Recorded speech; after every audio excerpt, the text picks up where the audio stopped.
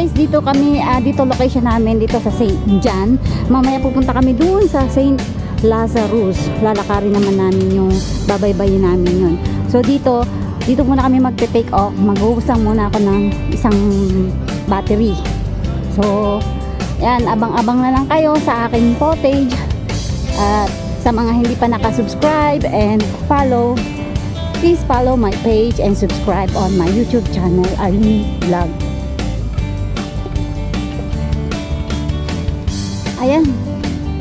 Ito yung St. John. Ayan, ito. May, parang di ko alam, parang may rentahan din yata ng bahay dyan.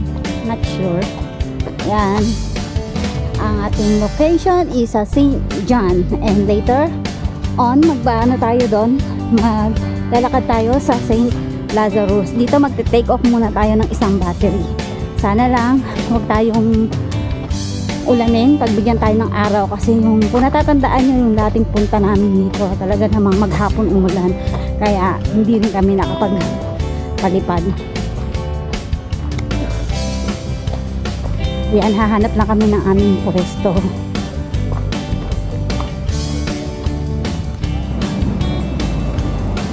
So ayan guys, andito tayo ngayon sa malapit sa Pangpang. Gusto lang namin kuhanan to kasi high tide ngayon, no?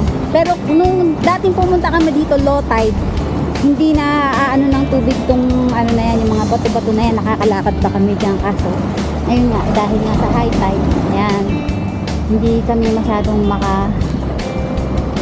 paglakad o bawal maglakad. May nakalagay naman na dangerous zone dun. Ayan, tapos may mga namimilmit dyan. Ayan, magpalipad na ako ng isang battery ko. Mamaya naman magpa-apply ako ng isang battery uli, and then lalakad na tayo doon na may papuntang sa St. Lazarus. So ayan, yung kasama ko si Susan, then ito yung iba na kapwesto dito, namimilmit, tapos nagbabarbecue sila. Ayan, tapos yun, meron din naman nagpipiknik doon, may tent sila. Tapos, ayan, doon yung nilakad natin kanina papunta dito. Ayun yung pinaka, ano, ng St. John nila. Oh, ayan, sa mga tamad gumala, manood na lang kayo ng vlog ko. Ayan.